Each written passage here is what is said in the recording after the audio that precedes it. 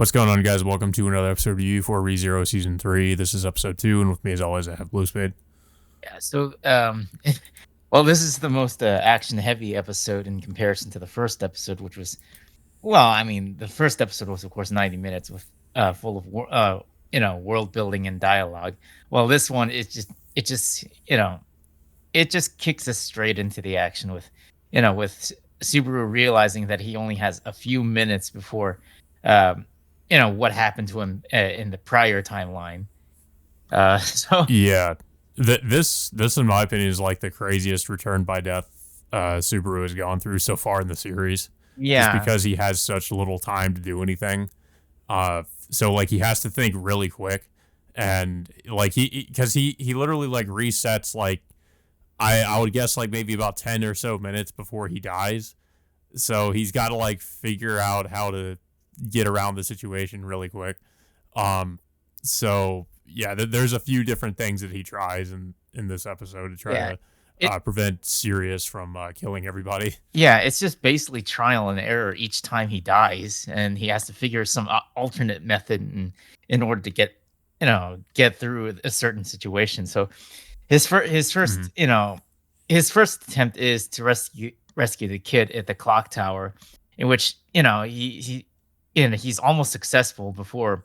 Well, unfortunately, the curse or whatever it is that Sirius utilizes affects Subaru to the point where he's just scared shitless, and then she just basically just hangs him by wrapping the chain around his neck, and I was trying like the whole episode to figure out exactly how Sirius's authority works on people. I wasn't sure if it's just like they have to hear her voice or if they like see her, or it's not exactly clear how it works. yeah. Or I guess like how far away or you could be from her without it affecting you or something like that. I mean, it could be similar to Betelgeuse's ability, in which he needs to be in proximity with somebody in order for him to possess them. I think, but it's Yeah. not really clear. I mean, it wasn't clear then when how Betelgeuse was able to possess other people, whether like even if his original physical body dies, he immediately possesses the next person in proximity to him, and then it just goes on from there, Yeah. uh, unless something else happens. But anyway, so Subaru dies at after that, and then he respawns again. This time, he wants to seek Reinhardt's help, and then he gets what was it? One of I guess I forgot. I keep forgetting this guy's name. It's like um Oh, was it? I think it was like Rashid or something. The thug from oh yeah, season 1. yeah. So Roshan's from Felt's camp. So he convinces him to. I guess he lets out like some kind of flare, which signals Reinhardt to come to their location. And Reinhardt, of course, quickly arrives, and he immediately fights Sirius in battle, which he easily overwhelms her in battle.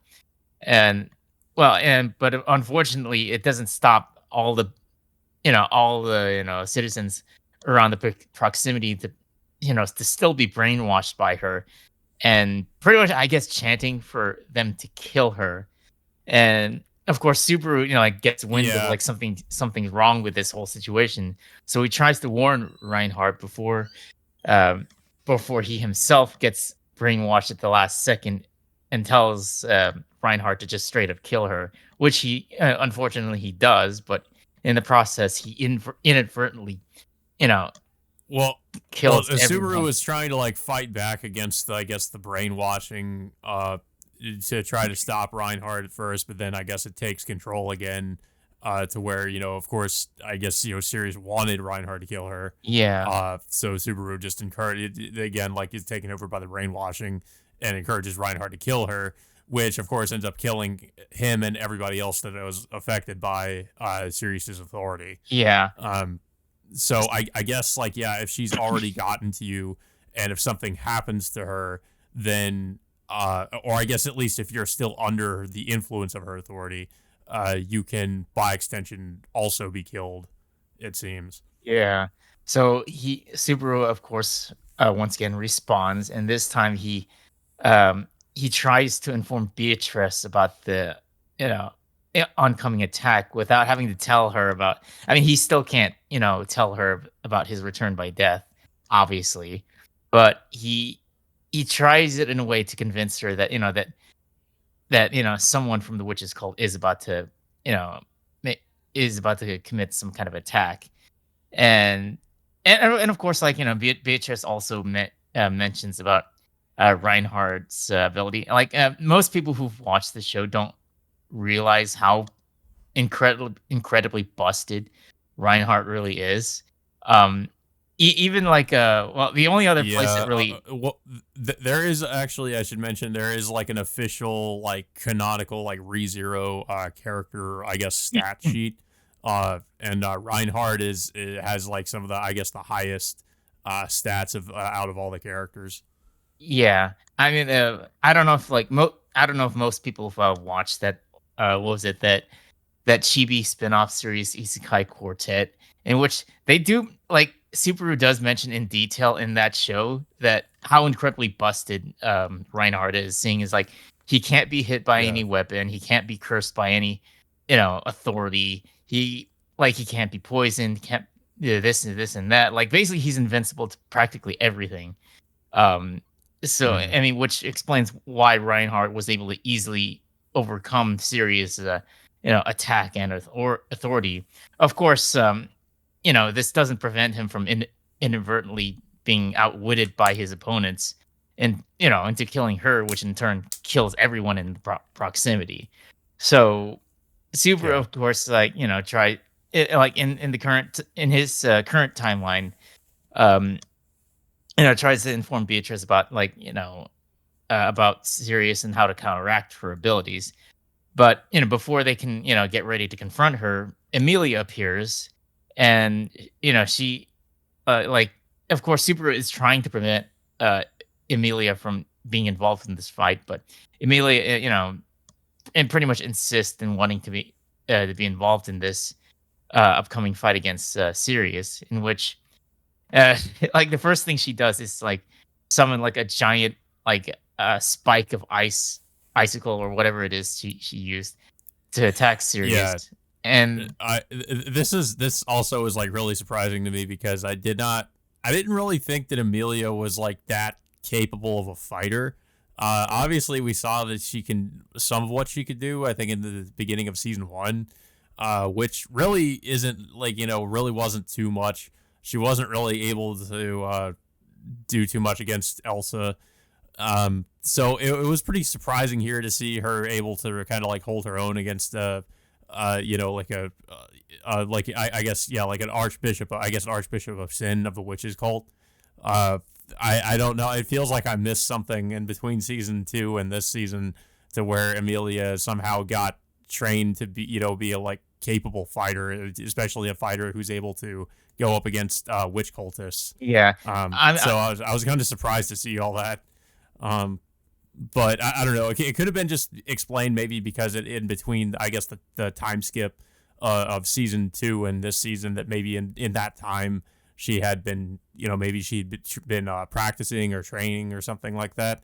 Maybe they'll go into that later, but it just kind of seems like it comes out of nowhere because, if you watch this like after season 2, and yeah, you're just like, where was, how was she able to do this now? yeah. So, I mean, obviously she can cast like ice magic, but we didn't know that she could do some of the things that she does in this episode. yeah, so she's able to somehow hold her own against Sirius, and at the same time, Sirius gets enraged, over Emilia's presence, just probably due to the fact. Yeah, I mean, that's another thing too that's very suspicious, is that like just upon really seeing Emilia, that just it's her Sirius is completely like just enraged, and it kind of breaks her composure. Um and it makes you wonder like what exactly she knows about Emilia, or why she holds some kind of seems to hold some kind of a grudge. It seems like it may be related to Betelgeuse and his death, because it seems like she references him when she's talking about her, yeah, and maybe she believes that she has something to do with his death. yeah, because she's, she mentions that she's not able to mourn, her. her beloved's death, which I could Yeah. assume that is Betelgeuse. I mean, it kind of got spoiled on me when I saw like a cover of one of the novels showing Sirius Yeah, with yeah, I know Betelgeuse. what you're referring to. Yeah, so at the same time, Super, of course, climbs up the clock tower to rescue the kid. But of course, the kid he rescues keeps mentioning his friend, his other friend that also got captured, and this in turn shows us that Sirius has held this other person hostage, which in turn allows her to distract Emilia enough for her to use to attack, to catch her off guard and attack her soon after that. Yeah. Um yeah, so this is also I think around when what's it, the Archbishop of Greed shows up. Yeah, Um Regulus shows up and regular yeah. takes Emilia hostage. I guess I guess his intention is to take her as his 79th wife. Which Yeah. yeah, which I didn't even know about. I mean it, I I I think it was. I don't know. I guess maybe it was supposed to have been revealed in season two. I guess they maybe didn't go into that. But I think if I remember correctly, like in the novels, they do go into him having like I guess technically like a harem of wives. Um, but because I guess he is the Sin Archbishop of Greed, so he just I guess he feels like he owns everything. yeah. Um, so yeah, but it was still surprising that to see that he's just now he's like kind of kidnapped Emilia, um, and that's pretty much where we leave off. So it does seem at least like that Subaru was able to break free of this particular loop that he was stuck in, but then of course he's created another big issue with the Saint Archbishop of Greed showing up and having now kidnapped Emilia. Yeah, I mean that even complicates things even further because, uh, I mean, what if like Regulus ends up killing Subaru at this moment, forcing Subaru to reset back again, and then having to get Yeah, and then having to relive this entire moment again, unless like he can change like certain small moments of of this fight, you know, to maybe give them an hmm advantage, but it's hard to tell. Um, but yeah, yeah, it was a really fast paced episode. Considering, I mean, it was obviously like a standard 20-minute episode in comparison to the last episode, which was more slower paced but a lot more dialogue heavy. While this one is yeah, it went by really fast with all with all the action just coming in going in and out with Subaru dying, Reinhardt's battle against Sirius, and then going into Emilia fighting Sirius, and of course, Regulus showing up by the end of the episode. It was it was a lot of stuff happening all at once.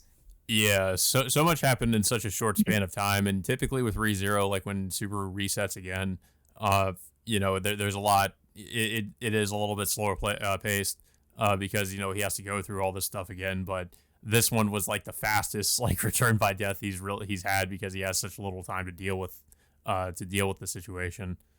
Um, but yeah, I thought it was a really strong. Like, I mean, the first episode was a really great start, but this was just like, this was even better in the sense that, yeah, like the first episode was slower paced and just setting things up, but this episode just really gets into it and kind of shows you, I guess, what the stakes are. Because we already have two Sin Archbishops of Greed of the Witch Cult showing up, and of course, the opening and the ending already spoils that there, and of course, even the trailer and everything else, pretty much spoilers. There's going to be other, the other archbishops of the Witch Cult showing up too. So there's multiples of them this time. So it seems like the stakes are like higher than they've ever been so far in the series with. Like almost like not the entire witch cult, but like quite a bit of the witch cult showing up in this one place, and Subaru and the others, having to deal with that. So yeah, I think it's starting out really good. It's what we've come to expect from ReZero. It hasn't really disappointed me or anything like that. So yeah, I really like it so far. But I don't really have much else to say about this episode though. I don't know if you have anything else to say about it. Oh yeah, it was like despite it being fast paced, it was still a really good episode. Definitely can't Yeah. wait to see what happens next week and how Subaru is gonna have to deal with Regulus this time. But it looks like based on the previous, it looks like we're gonna have to deal with see what Garfield is up to as well. Yeah, because that's something that was kind of left hanging from the first episode.